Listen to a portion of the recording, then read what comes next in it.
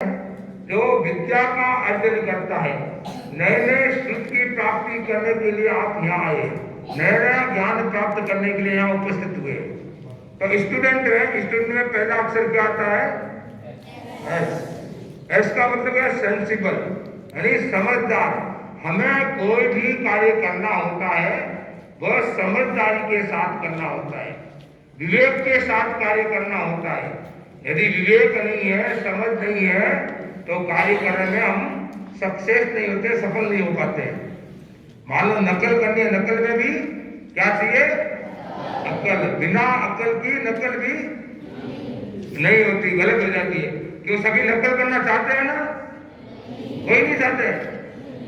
नहीं करने वाले हाथ खड़े करो। सब नहीं करने वाले। हमें विद्या अर्जन प्रामाणिकता के साथ करना है। नकल करके आदि विकास को प्राप्त नहीं होता है, आगे नहीं बढ़ सकता है, देश का भविष्य का निर्माण नहीं कर सकता है। तो हमें क्या है? अपनी पुरुषार्थ के द्वारा, अपने मेहनत के द्वारा अध्ययन करके सही अंकों को प्राप्त करना है और मेरिट में अच्छे अंकों से प्राप्त होना है, पास होना है। तो एक बार दो विद्यार्थी थे और एक समझदार था और एक मन बुद्धि का कहो, पढ़ाई में मन नहीं लगता वैसा आदमी को, वैसा था लड़का। और विद्यार्थी करने गए तो महाविद्यालय में अध्यापक ने 3 प्रश्न पूछे कि हिंदुस्तान का प्रधानमंत्री कौन है और भारत आजाद कब हुआ और हिंदुस्तान का आदमी चंद्रमा पर कब जाएगा। अब 3 प्रश्न पूछे तो समझदार आदमी प्रश्न के उत्तर को जानता था। उसने जो ना समझ को, बिना अकल का आदमी को, उसने उसको पूछा इसका उत्तर क्या? उसने बता दिया। दूसरे दिन टीचर आए और उन्होंने वो 3 प्रश्न नहीं पूछ के 3 दूसरे प्रश्न पूछ लिए। अब वहां पर अपनी समझ से उत्तर देना होता है, अपने विवेक से उत्तर देना होता है। तो उसने पूछा तुम्हारा नाम क्या है? तो समझदार ने तो बता दिया मेरा नाम मोहन। और जो नकल में अक्ल नहीं लगाने वाला क्या बोला? मेरा नाम क्या है? भारत का प्रधानमंत्री कौन है? नरेंद्र मोदी। तूने कहा मेरा नाम नरेंद्र मोदी। क्यों? वो रटा हुआ था। जो पहले 3 प्रश्न पूछे ना, उनके 3 उत्तर देते हुए थे।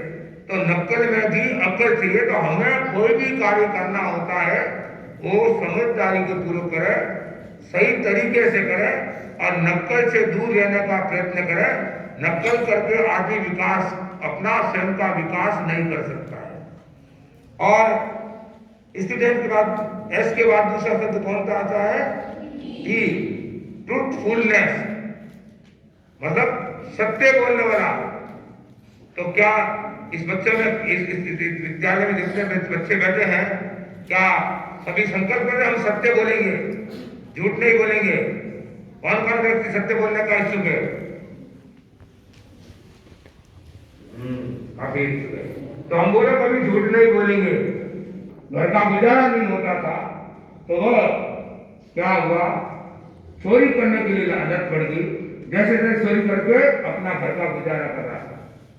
एक दिन मारे जैसे जैन मुनि मिल गए और उन्होंने कहा कहाँ जा रहे रात को? तो मुनि जी तो घर में अपने भोजन कर रहे थे। आज आगे चले रात को, भाई कहाँ जा रहे हो? क्या चोरी करने जा रहे? अरे चोरी करते, ये गलत काम नहीं करना। चोरी करना महापाप है, गलत काम कभी नहीं करना। आज बच्चे बैठे ना, इसकी पेंसिल निकाल दी है, तो चोरी भी नहीं करना चाहिए। चोरी करना भी गलत कार्य है। एक छोटी चोरी से आदमी बड़ा डाकू बन जाता है। एक बच्चा था और एक दिन घर में पेंसिल की चोरी करके लेकर आया, माँ बाप ने कुछ नहीं कहा। दूसरे दिन किताब चोरी करके लाया, माँ बाप ने कुछ नहीं कहा। करते करते बड़ा चोर बन गया। तो हमेशा चोरी करता। एक दिन उसकी पकड़ा गया और उसकी फांसी की सजा हुई। तो फांसी सजा में पहले क्या पूछते हैं? तुम्हारी अंतिम इच्छा क्या है? उसने क्या कहा कि मेरी अंतिम इच्छा मेरी माँ से मिलना। माँ को बुलाया तो माँ को गया, माँ से मिला कि वो जो जेलर होते हैं ना, जलाल, जो फांसी देने वाले, कि पहले फांसी मेरी माँ को दो। क्यों दो माँ को? बताओ क्यों देनी थी माँ को फांसी? चोरी करने से रोका नहीं। अब माँ प्रारंभ से ही वो चोरी करने के लिए रोक देती तो वो आज डाकू नहीं बनता, आज इसकी फांसी नहीं होती। तो प्रारंभ से ही बच्चों के में संस्कार यह है कि चोरी नहीं करना है, मेहनत करके खाना है, अपने परिश्रम करके आगे बढ़ना है। तो वो चोरी करने जाए जैन मुनि ने उनको संपर्क दिया, चोरी मत करो, क्योंकि चोरी का तो मैं त्याग नहीं कर सकता। तो ऐसे करो, तुम झूठ मत बोलो, इसका त्याग करो। कहा ये करा दो, झूठ नहीं बोलूंगा। उसने झूठ नहीं बोलने का त्याग ले लिया। एक दिन चोरी करके आ रहा था और पुराने जमाने राजा वेश बदल करके शहर में घुमा करते थे। तो रास्ते में मिल गया, अरे भैया कहाँ जा रहा है आपको? कि मैं चोरी करने गया था। कहाँ पर चोरी किया? कि रात में क्या चोरी करके लाए हो? कि 3 हीरे चोरी करके लाए। राजा ने कहा चोर तो भी सत्य बोलने वाला होता है, ये तो झूठ आदमी है, ऐसा याद नहीं। कोई बात नहीं, तुम्हारा नाम एड्रेस क्या है? उसका नाम एड्रेस दे दिया। उनको भी पता नहीं, राजा वेश बदल करके घूम रहा था। राजा जी रात में जाके बेड में सो गए। सुबह सुबह जो कोषाध्यक्ष होते हैं शहर के भंडार के मालिक, वो आते उदास हो गए राजा जी के पास। राजा जी आज गजब हो गया, क्या हुआ कि रात को आज चोरी की महलों में चोरी हुई। क्या चोरी हुई? कि राजा की महलों में 4 कीमती हीरे थे, 4 हीरो की चोरी। 4 हीरो की चोरी। राजा का दिमाग रात को आज मिला, वो तो पूछ तो रहे वही है कि दूसरा है उसका? तो 4 हीरा पक्का 4, तो 4 पक्का 4 हीरो।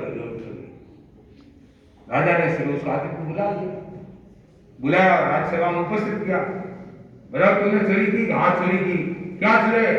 कि 3 हीरे चुरे। कहां से? राजमहल से चुरे। कहां हीरे? ये मेरे सामने, ये दिखा दी। तो ये क्यों बोला? उसके झूठ बोलने का त्याग था। क्या था? झूठ बोलने का त्याग था, बोल दिया। आदमी झूठ बोलने देता कि डंडे नहीं पड़े, वार नहीं पड़े, पर सत्य की हमेशा विजय होती है। राजा जी कहा इसे पूरा सत्य बोले। 3 हीरे, एक हीरा का मतलब है भंडारी के दाल में खा रहा है। एक हीरा भंडारी ने चुराया लगता है। फिर भंडारी को जरा धमकाया और पिटाई की। तो भंडारी बोला सर मेरे मन में आने हीरा मैंने तो पकड़ा नहीं जाऊंगा, 3 जगह से आ गए। तब राजा ने क्या किया? भंडारी को बर्खास्त कर दिया और इसके जगह किसको स्थापित किया? चोर को। जो क्यों किया? सत्य बोलना था। हमें भी अपने को आगे प्रतिष्ठित करना है, आगे बढ़ना है। तो जीवन में क्या? झूठ नहीं बोलना, क्या बोलना चाहिए? सत्य बोलना चाहिए। तो हमारे में की मदद ट्रुथफुल